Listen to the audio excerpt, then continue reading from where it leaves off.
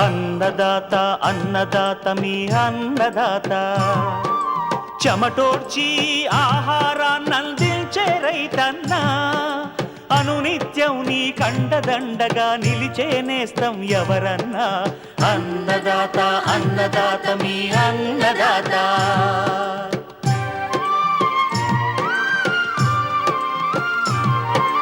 నూతన రీతుల సాగుబడికి, నూరింతలు పెరిగే దిగుబడికి సూచనలిచ్చే సస్య రక్షణకు, పశు పోషణకి శాస్త్ర విజ్ఞానం అందించి ముందుకు నడిపే తెలుగు రైతు భారతదేశానికి మకుటం అయ్యేలా తీర్చిదిద్దే ఆశయంతో మిమ్ము మేలు కొలిపేది అన్నదాత.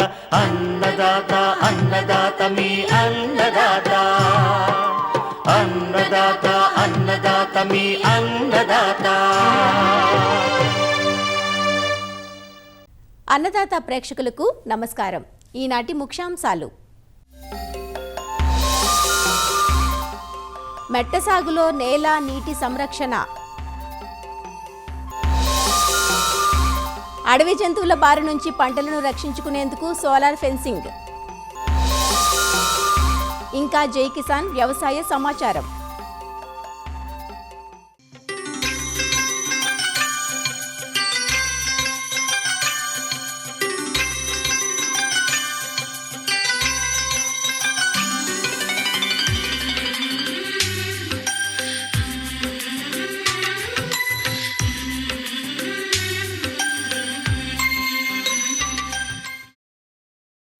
దేశ ఆర్థిక ప్రగతికి వ్యవసాయం వెన్నెముకగా ఉంది. కాగా మారుతున్న వాతావరణం, కుంచుకుపోతున్న సహజ వనరులు వ్యవసాయం మనుగడను ప్రశ్నార్థకం చేస్తున్నాయి. దేశంలోని మొత్తం సాగు భూమిలో 65% వర్షాధారంగానే సాగవుతుంది. తెలుగు రాష్ట్రాల్లోనూ 58 నుంచి 60% వ్యవసాయం వర్షాధారంగానే సాగుతుంది. మెట్ట సాగులో అనిశ్చిత వర్షపాతం, తక్కువ వర్షపాతంతో పాటుగా పడిన వర్షం కూడా సకాలంలో పడకపోవటం, వర్షాలు త్వరగా ఆగిపోవటం, ఎక్కువ గాలి వేగం, తక్కువ భూసారం, నిస్సారమైన నేలలు, నేల లోతు తక్కువగా ఉండటం, నేల కింద పొరల్లో గట్టి పొర ఉండటం, నీటి నిల్వ సామర్థ్యం తక్కువగా ఉండటం, ఎక్కువ వాలు, నేల కోతకు గురి కావటం ప్రధాన సమస్యలుగా ఉన్నాయి.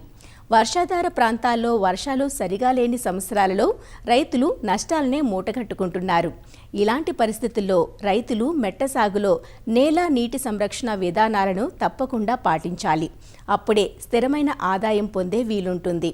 మెట్ట సాగులో నేల నీటి సంరక్షణ ఎలా చేపట్టాలో తెలియజేస్తున్నారు ఆచార్య ఎన్జీ రంగా వ్యవసాయ విశ్వవిద్యాలయం, శ్రీకాకుళం జిల్లా ఆముదాల వలస Krishi Vignana Kendram program coordinator doctor D Chinnama Naidu.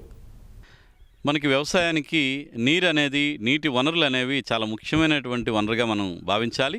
ఎందుకంటే నీటి సదుపాయాన్ని బట్టే మనం వేసేటువంటి పంటలు కానీ, పంటల్లో యాజమాన్యం కానీ, పంటల్లో దిగుబడి కానీ ఆధారపడి ఉంటుంది. వర్షపు నీటిని, పడి నీటిని ఎంతలా మనం సంరక్షించుకొని ఉపయోగించుకోగలుగుతామో దాన్ని బట్టి మన పంటలు ఆధారపడి ఉంటాయి. కాబట్టి మరి వేసవిలో కానీ లేదంటే ఖరీఫ్ పంటలు ముందుగానే మనం ఈ ప్రత్యేకంగా నేల నీరు సంరక్షణ చర్యల మీద దృష్టి పెట్టాల్సినటువంటి అంశం ఉంటుంది. ముందుగా మనం ఏంటంటే వాలు కలిగిన భూములు, అలాగే గిరిజన ప్రాంతాల్లో ఉండే భూముల్లో మనం ప్రత్యేకమైన శ్రద్ధ పెట్టాల్సినటువంటి అవసరం ఉంటుంది. ఇందులో నేల నీటి సంరక్షణ చర్యల్లో భాగంగా మనం ఈ వాలుకి అడ్డంగా దున్నుకోవడం అని చెప్తుంటాం. అంటే వాలుకి అడ్డంగా కనుక మనం దున్నుకుంటే పడినటువంటి వర్షపు నీరు ఈ దున్నిన చాలల్లో నిలిచి ఉంటూ మనకి నీరు అక్కడే ఇంకడానికి అవకాశం ఉంటుంది. అదేవిధంగా ఈ వర్షపు నీరు వాలు కలిగిన భూముల్లోని గిరిజన ప్రాంతాలు వర్షాలు పడేటప్పుడు మట్టి కూడా పైనుంచి కిందకి ఈ వర్షపు నీటి తల ఉధృతి కొట్టుకుంటూ వెళ్ళిపోతూ ఉంటుంది. కాబట్టి ఈ వాలుకి అడ్డంగా మనం దున్నడం వల్ల నీరు సంరక్షించడమే కాకుండా మట్టి కూడా కోతకు గురి కాకుండా ఉండి అక్కడ పై పొరలో ఉండే పోషకాలు కూడా మనం నష్టపోకుండా ఉండడానికి అవకాశం ఉంటుంది. అదేవిధంగా కాంటూర్ సేద్యం అంటాం. దీన్ని ఏంటంటే వాలుని బట్టి, ఉన్నటువంటి వాలుని రైతు తాలకు వేసే పంటలను బట్టి, వాళ్ళకున్న సదుపాయాలను బట్టి దున్నుకోవడానికి వీలుగా కమతాలని నిర్ణయించుకుంటూ వాలు ఎంతవరకు ఉందో చూసుకుని అంతవరకు ఒక సమతలమైనటువంటి మడులుగా కట్టుకోవడం. ఈ విధంగా చేయడం వల్ల కూడా మనకి కమతాలు సక్రమంగా లెవెల్గా ఉండేటట్టు చేసుకోవడానికి వీలవుతుంది. అదేవిధంగా కాంటూర్ గట్లు కూడా నిర్మించుకోవడం. వాలుకి అడ్డంగాను రాళ్ళతో కానీ లేదా పెద్ద పెద్ద వాలు ఎక్కువగా ఉంటే పెద్ద రాళ్ళతో పెద్ద గట్లు నిర్మించుకోవడం, దీన్ని కాంటూర్ గట్లు అంటాము. మనకున్నటువంటి ఈ పంటల తాలూకు సాగు విధానాన్ని బట్టి దున్నుకోవడానికి వీలుగా 5 మీటర్లు లేదా 10 మీటర్ల దూరానికి ఒక గట్టు వచ్చే విధంగా అక్కడే గిరిజన ప్రాంతాల్లోనూ పోడు భూముల్లోనూ దొరికిన రాళ్ళతోనే మనం కనుక కాంటూర్ గట్లు కనుక వేసుకోగలిగితే ఈ విధంగా కూడా వర్షపు నీటి తాలూకు ఉధృతి చాలా వరకు తగ్గుతుంది. ఈ గట్ల దగ్గర నీరు ఇంకడానికి అవకాశం ఉంటుంది. అదేవిధంగా మట్టి కూడా కోతకు గురి కాకుండా ఉండి అక్కడ ఆగుతూ నీటి ప్రవాహం ఉండడం వల్ల ఆ విధంగా మనకి నేల నీరు సంరక్షించుకోవడానికి అవకాశం ఉంటుంది. అదేవిధంగా చిరుగట్లు కూడా వాలుకి అడ్డంగా ఎక్కడైతే వాలు 5% కన్నా తక్కువ ఉంటుందో అలాంటి ప్రాంతాల్లో చిన్న గట్లు అంటే 30 సెంటీమీటర్లు ఎత్తు వచ్చే విధంగా కింద 1.5 అడుగు వెడల్పు, పైన చూస్తే కనుక అడుగు వెడల్పు వచ్చే విధంగా చిరుగట్లు అంటాము. వీటిని అక్కడ దొరికిన చిన్న రాళ్ళతో కానీ లేదా అక్కడే ఉన్నటువంటి మట్టితో కనుక మనం చిరుగట్లను ఏర్పాటు చేసుకుంటే ఈ విధంగా కూడా మనకి మట్టి నీటి తాలూకా ఉధృతి తగ్గి అక్కడ నేల కోత గురి కాకుండా ఉంటుంది. అదేవిధంగా ఎక్కడైతే చిరుగట్లు మామూలు మట్టితో నిర్మించుకుంటారో అవి కూడా వర్ష ఉధృతి ఎక్కువ ఉంటే కనుక ఒక్కోసారి ఆ చిరుగట్లు కూడా కొట్టుకుపోయేటువంటి అవకాశం ఉంటుంది. మరి అలాంటి ప్రాంతాల్లో జీవగట్లు అంటాం. అంటే మన మొక్కలతోనే లేదా గడ్డి జాతులతోని అలాగే వెట్టివేరు కానీ లేకపోతే పశుగ్రాస గడ్డలు లేదంటే సిట్రునెల్ల గ్రాస్ ఉంటుంది, ఆ గ్రాస్ వేసుకోవచ్చు. అది నూనె తీసేటువంటి గడ్డి జాతి, దాని నుంచి నూనె తీసి ఆ విధంగా కూడా లాభపడవచ్చు. లేదంటే లెమన్ గ్రాస్ కానీ లేదంటే ఈ పశుగ్రాసాల్లో కో3, కో4 అలాగే సూపర్ నేపిర్ ఇవన్నీ కూడా దొరుకుతున్నాయి. అవి బాగా పెరిగి 2 విధాలుగా కూడా ఉపయోగపడతాయి. కాబట్టి జీవగట్ల నిర్మాణం కూడా రైతు సోదరులు చేసుకోవాల్సిన అవసరం ఉంది. అదేవిధంగా కొన్ని దగ్గరలో చూస్తున్నప్పుడు పోడు భూముల్లో కానీ వాలు ఎక్కువ కలిగినటువంటి భూముల్లో వర్షపు నీరు కొండలపై నుంచి వచ్చేటప్పుడు కొన్ని కాలువల్లాగా నిర్మాణం జరిగిపోతుంటుంది. అంటే నీరు వస్తున్న కొద్దీ మట్టి కోతకు గురయ్యి అక్కడ కాలువలు ఏర్పడతాయి. అలాంటి దగ్గర కూడా ఈ బ్రష్ వుడ్ డ్యామ్స్ అంటారు. అంటే అక్కడ దొరికిన కర్రలతోని కట్టెలతోని లేకపోతే వెదురులతో కలిపి మనం ఒక వర్షపు నీటి ప్రవాహానికి అడ్డంగా ఇలాంటి బ్రష్ వుడ్ అంటే వుడ్తో చేసినటువంటి కలపతో చేసినటువంటి అడ్డు కనుక నిర్మించుకొని చేస్తే దానివల్ల కూడా పైనుంచి వచ్చిన మట్టి అంతా కూడా అక్కడ కొంతవరకు ఆగి నీరు మాత్రం వెళ్తుంది, మట్టి సంరక్షణ కాపాడబడుతుంది. అలాగే రైతు స్థాయిలోనే ఇంకా నేల నీటి సంరక్షణ, ప్రత్యేకంగా నీటి సంరక్షణ అనేది ఏజెన్సీ గిరిజన ప్రాంతాల్లో కొన్ని మెట్టు వ్యవసాయంలో చాలా ఇబ్బందిగా ఉంటుంది. కాబట్టి అక్కడ వర్షపు నీరు ఎక్కువగా నిల్వ ఉంచుకోవడానికి వీలుగా ఈ ఫామ్ పాండ్స్ అంటారు, ఈ కుంటలను కూడా నిర్మించుకోవడం అనేది రైతు సోదరులు చేసుకోవచ్చు. వాటిని కూడా మనకి ఏదైనా ప్రాంతంలో నీరు నిలిచడానికి అవకాశం ఉండే లోతట్టు ప్రాంతాన్ని తీసుకొని అక్కడ ఒక నీటి కుంటను కనుక ఏర్పాటు చేసుకుంటే వర్షపు నీరు అందులో నిల్వ ఉండి తదుపరి మనకి పంట కాలంలో జీవతడిలించుకోవడానికి ఉపయోగపడుతుంది. కాబట్టి నీటి కుంటలు ఏర్పాటు చేసుకోవచ్చు. దీనికోసం ఎన్ఆర్జీఎస్ వాళ్ళు కూడా కొంత పథకాల రూపంలో రైతులకు సాయం చేస్తున్నారు. కాబట్టి రైతుల నీటి కుంటల ఏర్పాటు మీద కూడా దృష్టి పెట్టుకోవాలి. అదేవిధంగా ఇంకొంచెం ఖర్చుతో కూడుకున్నవి అలాగే ఎక్కువ కాలం పాటు మనకు నీటిని అందించేటువంటి అవకాశం ఉండేవి చెక్ డ్యామ్స్ నిర్మాణం. ఇవి మన రైతు స్థాయిలో చేయలేకపోయినప్పుడు ఎక్కడైతే అవకాశం ఉంటుందో గ్రామ స్థాయిలో ఎన్ఆర్జీఎస్ కానీ లేదా ఐటీడీఏ గిరిజనాభివృద్ధి సంస్థ వాళ్ళకి కానీ వీళ్ళకి తెలియచెప్పి అక్కడ చెక్ డ్యామ్స్ నిర్మాణం కూడా చేపట్టగలిగితే అక్కడ నీరు కూడా ఎక్కువ కాలం పాటు నిలవ ఉంటుంది.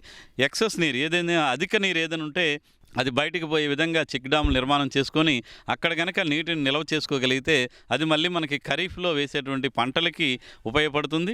ఎప్పుడైనా బెట్ట పరిస్థితులు వచ్చినప్పుడు కూడా ఈ చెక్ డ్యామ్స్ నుంచి మరి పంటలకి నీరిచ్చుకోవడానికి అవకాశం ఉంటుంది. కాబట్టి ఈ చెక్ డ్యామ్స్ నిర్మాణం కూడా రైతు సోదరులు చేయడానికి ప్రయత్నం చేయాలి. అదేవిధంగా ఏజెన్సీలో ఈ పోడులో భూముల్లోని ఎక్కువ వాలు కలిగిన భూముల్లో నీరు నిలబడడానికి మట్టి కోత గురి కాకుండా ఈ కాంటూర్ ట్రెంచెస్ అంటారు. అంటే మన వాలుని చూసుకొని ఒక వాలు కలిగినటువంటి ప్రాంతాలన్నింటినీ కలుపుకుంటే విధంగా ట్రెంచ్ నిర్మాణం అంటే మనకి అక్కడ అవసరాన్ని బట్టి ఎక్కువ నీరు నిలబడాలనుకుంటే 1 మీటర్ వెడల్పు, మీటర్ లోతు వచ్చి 5 నుంచి 10 మీటర్ల లెంగ్త్ వచ్చే విధంగా పెద్ద ట్రెంచులు నిర్మాణం వాలుకి కింద భాగంలో చేసుకోవచ్చు. అలాగే పంట ఉండేటప్పుడు అంటే అక్కడ జీడి మామిడి కానీ సీతాఫలాలు కానీ ఇతర అటవీ ఫలజాతులు ఉంటాయి. అలాంటి తోటల్లో కూడా ఈ మట్టి నీటి సంరక్షణలో భాగంగా చిన్న చిన్న కాంటూర్ ట్రెంచులు మనం చూసుకుంటే 1 అడుగు వెడల్పు అడుగున్నర లోతు, ఒక 5 నుంచి 6 మీటర్లు వెడల్పు వచ్చేటప్పుడు ఈ కాంటూరు ట్రెంచిల్ని కూడా నిర్మాణం చేసుకుంటే ఆ వర్షపు నీరు పడినప్పుడు ఆ మట్టి కానీ నీరు కానీ ఆ ట్రెంచిల్లో నిలవ ఉండడం వల్ల అక్కడ వేసినటువంటి పంటలు ఏవైనా జీడి తోటలు కానీ ఏదైనా అటవీ ఫల జాతులు కూడా నీటి ఎద్దడికి గురి కాకుండా ఉంటాయి. ఇలాగ ట్రెంచిల్లో నీరు ఉండటం వల్ల మనకి చాలా వరకు పంట అభివృద్ధి పరచడానికి కూడా అవకాశం ఉంటుంది. ఈ వేసవి కాలంలో ఏప్రిల్ మే నెలల్లోనే ఈ నేల నీటి సంరక్షణ చర్యలు చేపడితే ఖరీఫ్లో వేసి పంటలు బాగా పండడానికి కానీ బాగా పెరగడానికి కానీ అవకాశం ఉంటుంది. కాబట్టి ఈ చర్యలు తీసుకోవాల్సిందిగా కోరుతున్నాను.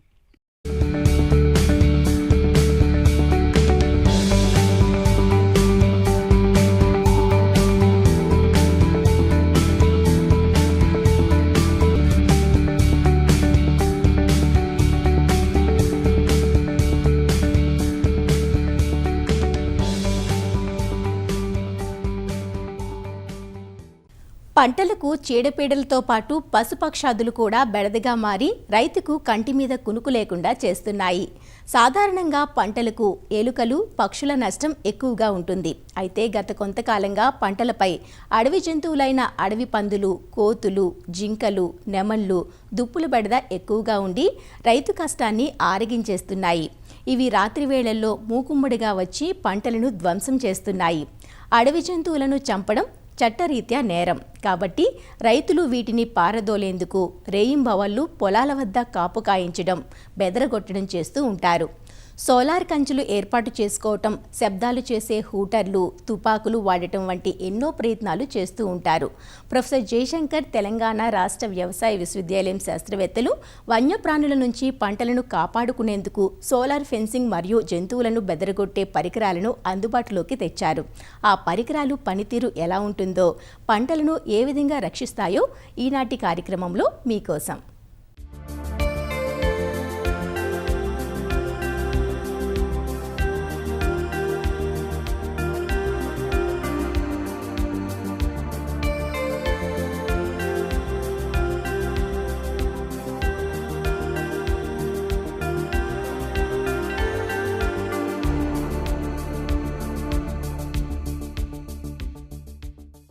అన్నదాతలు పంటలు సాగు చేయటం ఒక ఎత్తైతే ఆ పంటలను కాపాడుకోవడం మరో ఎత్తు. విత్తు విత్తింది మొదలు ఎదురయ్యే సవాళ్లను అధిగమిస్తూ సాగుబండిని లాగుతున్న రైతులకు కొన్నేళ్లుగా వన్యప్రాణుల రూపంలో కొత్త సమస్య ఎదురవుతోంది. కంటికి రెప్పలా కాపాడుకుంటున్న పంటలను అడవి జంతువులు పాడు చేస్తున్నాయి. ఫలితంగా జంతువుల నుంచి పంటలను కాపాడుకునేందుకు రాత్రనక పగలనక రైతులు శ్రమిస్తున్నారు.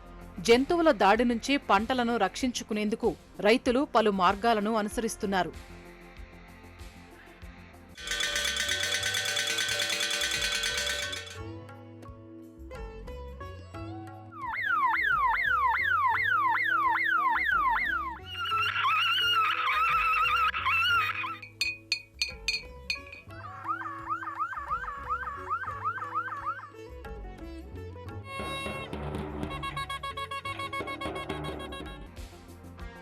ఇలా ఎవరి వెసులుబాటును బట్టి వారు పలు పద్ధతులను ఆచరిస్తున్నారు.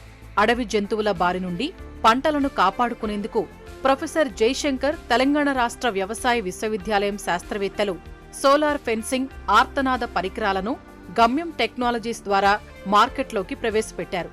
వివరాలు గమ్యం technologies managing director Rajendra Prasad నుంచి తెలుసుకుందాం. ఇప్పుడు నా పక్కలో ఉన్నది అగ్రి సోలార్ అండి. ఇది all India network projects AINP on VPM projects వారి సహకారంతో మేము ఇది డెవలప్ చేశామండి.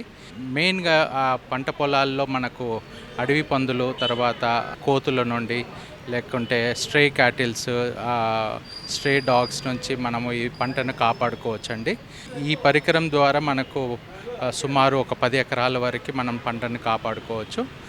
ఎప్పుడు ఈ పరికరం పెట్టుకోవాలి అంటే, ఒకసారి మనం ఫెన్సింగ్ వేసిన తర్వాత ఎకరం కావచ్చు, 2 ఎకరాలు కావచ్చు, 10 ఎకరాల వరకు విత్తనం వేసిన మొదటి రోజు నుంచి మనం ఈ డివైజ్ ఒక 15-20 రోజుల వరకు ఆన్ చేసి పెట్టుకోవాలి.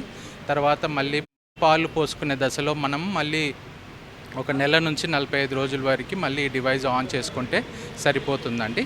ఈ డివైజ్ 40 వాట్ సోలార్ ప్యానెల్, తర్వాత 26 AH బ్యాటరీ తోటి మీరు కనీసం ఒక 10 ఎకరాల పంటను కాపాడుకోవచ్చు. అదే ఇప్పుడు మీకు సోలార్ ప్యానెల్ కెపాసిటీ పెంచుకొని తర్వాత బ్యాటరీ కెపాసిటీ 42 AH పెంచుకుంటే సుమారు 15 ఎకరాల వరకు పంటను కాపాడుకోవచ్చు. ఇలా 30 ఎకరాల వరకు మనం పంటను అగ్రి సోలార్ అండి. 40 వాట్ సోలార్ ప్యానెల్ నుంచి మనం 12 వోల్ట్స్ ఇన్పుట్ కరెంట్ తీసుకొని 8 కిలోవాట్స్ నుంచి 10 కిలోవాట్స్ విద్యుత్ అనేది సప్లై అవుతూ ఉంటుంది. ఎవ్రీ సెకండ్ 1.5 సెకండ్కి ఒక పల్స్ జనరేట్ అవుతుంది. అంటే ఈ యొక్క షాక్ ఏదైతే ఎలక్ట్రిసిటీ పాస్ అవుతుందో అది కంటిన్యూస్ ఎలక్ట్రిసిటీ కాకుండా సెకండ్కి సెకండ్న్నరకి ఆన్ ఆఫ్ అవుతూ మీకు కరెంట్ అనేది సప్లై అవుతుంది. మనిషి కానీ జంతువులు కానీ కోతులు కానీ ఎలాంటివి తగిలినా కూడా వాటికి చిన్నపాటి జర్క్ మాత్రమే తగులుతుంది. ఒక్కసారి జంతువులు షాక్ అనేది తగిలినప్పుడు అది దాని తాలూకా గ్రూప్ ఏదైతే ఉంటుందో వాటికి మెసేజ్ ఇస్తుంది, ఇక్కడ ఒక డేంజర్ ఉంది అని చెప్పేసి. ఒకసారి వాటికి షాక్ తగిలిందంటే కనీసం మీకు 20 నుంచి 25 రోజుల వరకు ఆ పర్టికులర్ అడవి పందులు కావచ్చు, కోతుల నుంచి మీకు ఎలాంటి నష్టం లేకుండా ఈ పరికరం మీకు చాలా చాలా ఉపయోగపడుతుంది. డివైస్ కాస్ట్ వచ్చేసి 13,000, 18% ట్యాక్స్ అండి. దీనికి టోటల్గా 15,540 రూపీస్ అవుతుంది మీకు.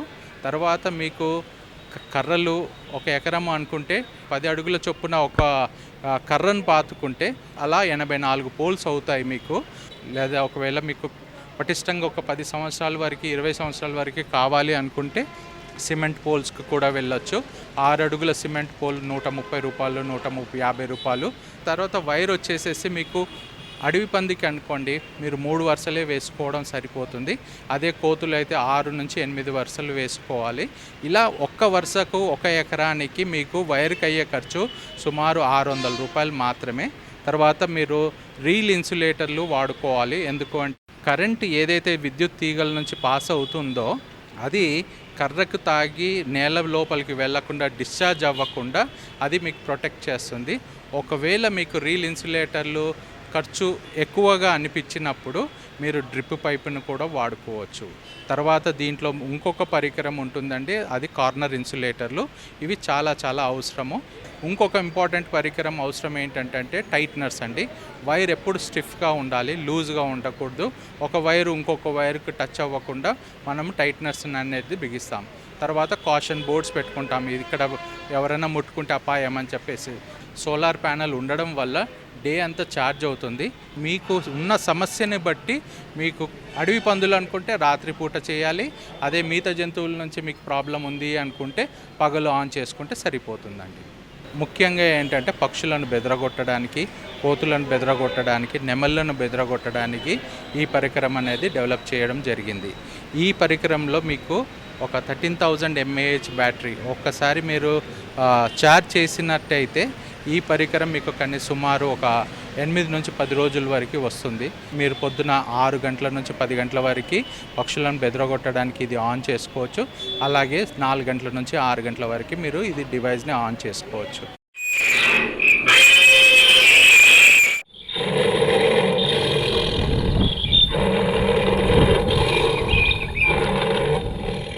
సుమారు 18,000 ప్లస్ ట్యాక్సెస్ అండి. దీంట్లో 2 స్పీకర్లు అమర్చబడి ఉన్నాయి. ఒక్క స్పీకర్ మీకు 500 మీటర్లు. సో సుమారు 1 కిలోమీటర్ వరకు మీకు ఈ శబ్దాలు వినపడతాయి. ఈ పర్టికులర్ డివైస్ని మేము ఎయిర్పోర్ట్స్లో కూడా పెట్టి ఉన్నామండి. రైతుల పొలాల్లో పెట్టాము, తర్వాత అక్వాకల్చర్ ఫార్మ్స్లో కూడా పెట్టి ఉన్నామండి. సో ఇలా చూస్తే బస్ స్టేషన్స్లో, రైల్వే స్టేషన్లో ఎక్కడైతే మీకు పావురాల ప్రాబ్లం ఉండి, తర్వాత పక్షుల ప్రాబ్లం ఉండి, పక్షుల వల్ల చేపలకు ప్రాబ్లం ఉండి, అలాంటి ప్లేసెస్లో ఇది చాలా చాలా చాలా ఉపయోగపడుతుందండి. లాస్ట్ 2 ఇయర్స్ వరకు అండి మీకు కేతి రక్షక్ మీద, అగ్రికెనాన్ మీద సబ్సిడీ ఇవ్వడం అనేది జరిగింది. లాస్ట్ ఇయర్ 1 ఇయర్ ఆపేశారు. యూనివర్సిటీ తరఫు నుంచి గవర్నమెంట్కి ఒక రిక్వెస్ట్ లెటర్ పెట్టామండి. యాక్సెప్ట్ చేసి ఆమోదిస్తే మాత్రం ఈ ఇయర్ కూడా మీకు 50% సబ్సిడీ అనేది రైతులకు ఖచ్చితంగా వస్తుంది. రైతులు ఎదుర్కొంటున్న సమస్యలను దృష్టిలో పెట్టుకుని తక్కువ ఖర్చుతో అధిక ప్రయోజనం పొందే విధంగా ఈ పరికరాల రూపకల్పన జరిగిందని శాస్త్రవేత్తలు చెబుతున్నారు. గతంలో ప్రభుత్వం ఈ పరికరాలకు రాయితీ సదుపాయం కూడా కల్పించిందని, మరోసారి అవకాశం కల్పిస్తే రైతులకు మేలు జరుగుతుందంటారు ప్రొఫెసర్ జయశంకర్, తెలంగాణ రాష్ట్ర వ్యవసాయ విశ్వవిద్యాలయం ప్రధాన శాస్త్రవేత్త డాక్టర్ వాసుదేవరావు. మనకి పంట పొలాల్లో మనకి ఎక్కువగా ఈ అడవి జంతువుల ద్వారా మనకి ఎక్కువగా నష్టం జరగడం మొదలెట్టిందన్నమాట. ఇది మనకు ఒక 10 సంవత్సరాల ద్వారా మనకి నష్టం జరుగుతుంది. ఈ నష్టం చూసినట్టు కనుక సుమారు మనకి 5% నుంచి కూడా 70% వరకు కూడా మనకి పంట పొలాల్లో నష్టం జరిగే అవకాశం ఉంది. ఈ అడవి పందులు, కోతులు, జింకలు, దుప్పులు, అలాగే కొన్ని ప్రాంతాల్లో అంటే వేరే రాష్ట్రంలో ఏనుగుల ద్వారా కూడా మనకి నష్టం అనేది ఎక్కువగా జరుగుతుంది అన్నమాట. ఈ నష్టాన్ని మనం ఏ విధంగా అధిగమించాలి? తక్కువ ఖర్చుతో ఎక్కువగా మనకి లాభం పొందే విధంగా ఉండాలి. ఈ దృష్టిలో పెట్టుకొని వినూత్నమైన పరికరం అదేంటే అగ్రి సోలార్, అంటే కరెంటు షాక్ అనేది మనకి జనరల్గా షాక్ కొట్టంగానే యానిమల్స్ దరిదాపులు రాకుండా ఉండటానికి, అనువుగా ఉండటానికి సోలార్ ద్వారా ఉత్పత్తి అయ్యే కరెంటు ద్వారా మనము ఈ పరికరాన్ని తయారు చేయడం అయింది. సో దీని ఖరీదు కూడా చూసినట్టయితే కనుక మనకి సుమారు ఇది 13,000 రూపాయలు ప్లస్ GSTగా ఉంటుంది. ఒక ఎకరానికి సుమారు మనకి 15,000 రూపాయలు ఖర్చు అవుతుంది. అదే కనుక 5 ఎకరాలకు తీసుకుంటే కనుక మనకి 40,000 దాకా మనకి ఖర్చు అవుతుంది అన్నమాట. దీనికి గవర్నమెంట్ కనుక సబ్సిడీ ఏదైనా కనుక ఇచ్చినట్లయితే కనుక 50 నుంచి 70% వరకు సబ్సిడీ ఇచ్చినట్టు కనుక రైతులందరూ కూడా ముందుకొచ్చి దాన్ని తీసుకునే అవకాశం ఉంటుంది. కాబట్టి దాని ద్వారా నష్టాన్ని మనం బాగా తగ్గించుకోవడానికి ఆస్కారం ఉంటుంది. గింజలు పాలు పోసుకునే దశలో మనకి పక్షుల ద్వారా కూడా నష్టం జరుగుతుంటుంది. ఈ పక్షులు చూసినట్లయితే మనకి 63 రకాల పక్షులు మనకి నష్టాన్ని కలగజేస్తుంటాయి.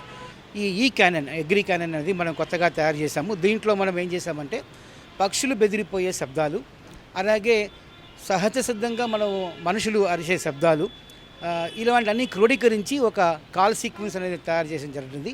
సౌరశక్తితో పనిచేసేది. దీనికి ఎలాంటి ఎలక్ట్రిసిటీ కూడా మనకు అవసరం లేదు.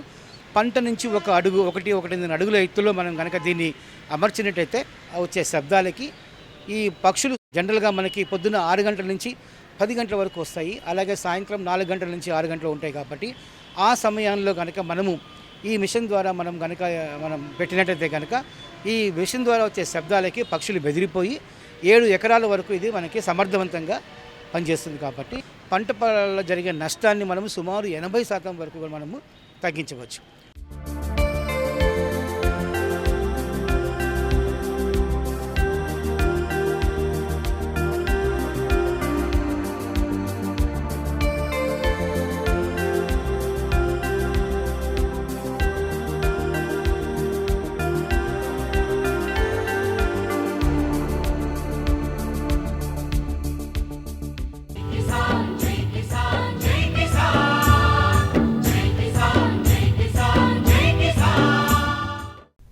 వ్యవసాయ సమాచారం ఇప్పుడు జై కిసాన్లో చూద్దాం. వేసవిలో పత్తి సాగు చేయొద్దంటూ నెల్లూరు జిల్లా రైతులను వ్యవసాయ శాఖ అధికారులు సూచిస్తున్నారు. పంట పొడిగింపుతో పత్తిలో చీడపీడల ఉధృతి పెరగడమే కాకుండా ఖరీఫ్లో సాగు చేసే పంటపైన వీటి ప్రభావం ఉంటుందంటున్నారు. జిల్లాలో ఎడగారు సీజన్లో మెట్ట ప్రాంత మండలాల్లో రైతులు అధికంగా పత్తి సాగు చేస్తున్నారు. గత కొన్నేళ్లుగా పత్తి పంట నష్టపరుస్తున్న గులాబీ రంగు పురుగు జీవితకాల చక్రాలకు అడ్డుకట్ట వేయాలంటే రైతులు వేసవి పత్తిని సాగు చేయకూడదంటూ చెబుతున్నారు. ధరలు పెరుగుతున్నాయని సాగు చేస్తే కోరి కష్టాలను కొని తెచ్చుకున్నట్లవుతుందంటూ హెచ్చరిస్తున్నారు. వర్షాధారంగా పంటలు సాగు చేసేదానికి నెల్లూరు యొక్క పడమర వైపు ఉన్నటువంటి మండలాలలో ఈ ఎడగారికి పత్తి సాగు అనేది చేస్తున్నట్టుగా మా దృష్టికి వచ్చింది. కాబట్టి రైతు సోదరులు తెలియజేసేది ఏంటంటే మన నెల్లూరు జిల్లాకి ఎడగారు పత్తి సాగుకి రికమెండేషన్స్ ఏమీ లేవు. కానీ రైతులు మార్కెట్లో ప్రైస్ బాగుంది అనే దాని దృక్పథంతో సాగు చేస్తున్నట్టుగా దృష్టికి వచ్చింది. దీని మూలంగా ఏమవుతుందంటే రాబోయే కాలంలో ఖరీఫ్లో మనం వేసే పత్తి పంటకి కాయ దిల్చే పురుగు అనేది బాగా డ్యామేజ్ చేస్తుంది. పురుగు యొక్క ఉధృతి మనకు ఖరీఫ్లో చాలా ఎక్కువగా ఉంటుంది. ఎందుకంటే వేసవి కాలంలో వేసే ఈ పత్తి దానికి ఆవాసంగా ఉండి తర్వాత మనం ఖరీఫ్ వేసే ప్రధాన పంటకి ఇది సంక్రమించి ఎక్కువ నష్టాన్ని కలుగజేసేదానికి ఆస్కారం ఉంది. కాబట్టి రైతు సోదరులకు అందరికీ తెలియజేసేది ఏంటంటే ఎడగారులో పత్తి సాగుని వేయొద్దని మిమ్మల్ని అందరూ కూడా కోరుకుంటున్నాము. మరిన్ని విభిన్నాంశాలతో రేపటి అన్నదాతలో మళ్ళీ కలుసుకుందాం. అంతవరకు సెలవు, నమస్కారం. అన్నదాతలు తమ సందేహాలు, సమస్యలను 1800-425-4085 టోల్ ఫ్రీ నంబర్లో ఉదయం 10 నుంచి 11 గంటల మధ్య పని దినాల్లో సంప్రదించగలరు. ఈ కార్యక్రమాన్ని ఈటీవీ విన్ మొబైల్ యాప్లోనూ వీక్షించండి.